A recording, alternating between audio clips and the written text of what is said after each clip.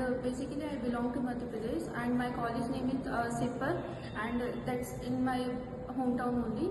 And regarding my experience in QSpiders, so I'm very thankful to the trainers here. They helped me a lot for the to get a job, and regarding that grooming sessions and presentation classes, they helped me a lot in improving my technical skills. After coming here only, the trainers helped me a lot, and that will improve my technical skills.